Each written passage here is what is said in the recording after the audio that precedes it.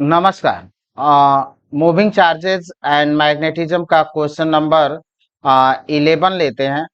और 11 और 12 रिलेटेड है, तो एक साथ देखेंगे दोनों को, 11 और 12 को। तो आइए 11 देखते हैं क्या कह रहा है। In a chamber a uniform magnetic field of 6.5 gauss 1 gauss equal to 10⁻⁴ tesla is maintained. An electron is shot into the field with the speed of 4.8 into 10⁶ meter per normal to the field. Explain why the path of the electron is circle. Determine the radius of circular orbit. Given data, charge of electron and mass of electron.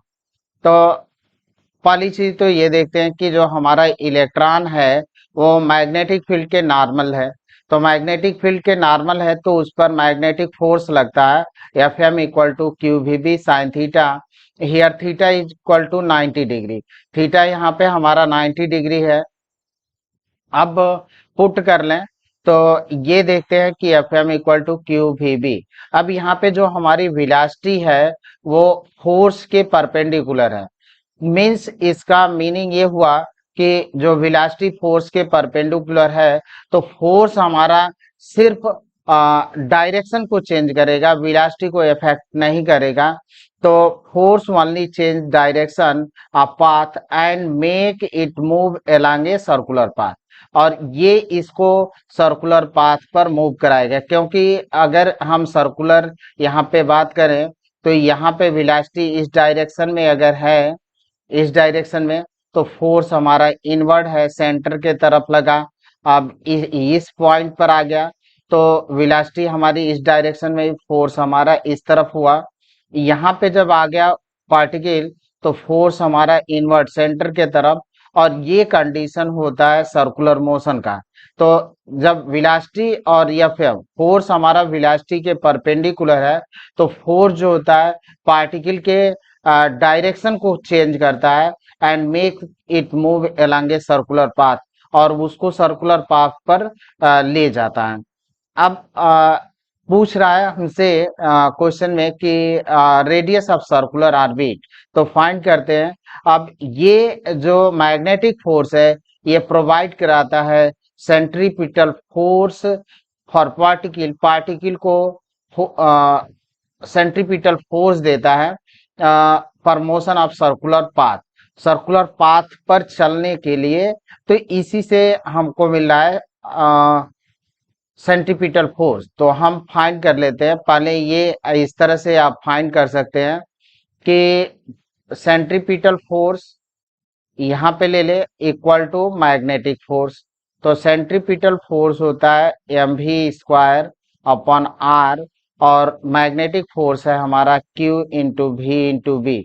एक V से V cancel out हुआ, R को हम यहाँ पे कर देते हैं और QV को इसके नीचे ले आए, तो देन हमको मिलेगा R equal to M V upon Q into we.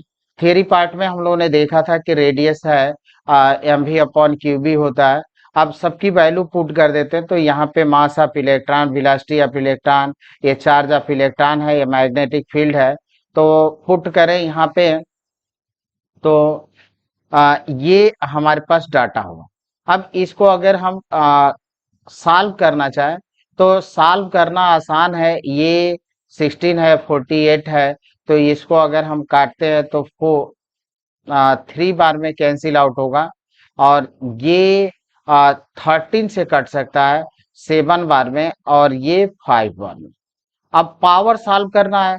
7 3 को मल्टीप्लाई कर लेते हैं 21/5 और पावर ये 19 है, ये 4 है, 23, और 23 को ऊपर ले जाएंगे तो इसमें ऐड होगा। तो ये मिलेगा 29, और ये -39 31। तो 31 प्लस 29 ये मिल जाएगा -2।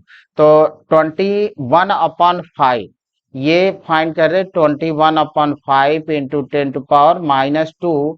अभी इसको हम कैंसिल आउट करें तो 4.2 से ये कैंसिल आउट होगा, और ये मिला मीटर। 4.2 इंटू 10⁻² मीटर, और इतना को हम सेंटीमीटर में कन्वर्ट कर सकते हैं, तो ये 4.2 सेंटीमीटर होगा।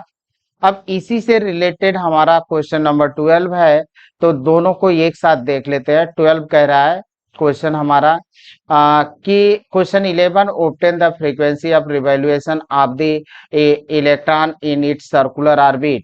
Does the answer depends upon the speed of the electron? Explain. तो ये दो बातें पूछ रहा है कि फ्रीक्वेंसी फाइंड करने के लिए, और दूसरी बात पूछ रहा है कि क्या जो हमारी फ्रीक्वेंसी है वो स्पीड पर डिपेंड कर रही है कि नहीं कर रही है। तो अब यहाँ पे आते हैं, पहली चीज तो देखते हैं कि हमारा जो होता है कि इलेक्ट्रॉन सर्कुलर मोशन कर रहा है। तो सर्कुलर मोशन कर रहा है तो पहले हम टाइम पीरियड निकाल लेते हैं। तो टाइम पीरियड क्या हुआ, वन रिवॉल्यूशन में कितना टाइम लगा, तो रिवॉल्यूशन ये किया, तो टाइम इक्वल टू होता है डिस्टेंस अपॉन वेलोसिटी। तो डिस्टेंस को कितना, एक एक साइकिल अगर ये मूव करता है तो डिस्टेंस चला इसने 2 पाई आर सरकमफ्रेंस और अपॉन वेलोसिटी, तो ये टाइम पीरियड होगा। और टाइम पीरियड की रेसिप्रोकल होती है फ्रीक्वेंसी।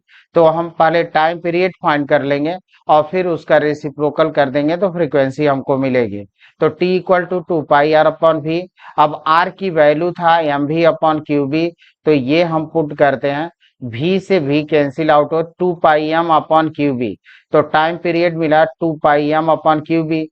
अब इसका रेसिप्रोकल होगा फ्रीक्वेंसी, तो फ्रीक्वेंसी हमको मिलेगी QB अपॉन 2 पाई m।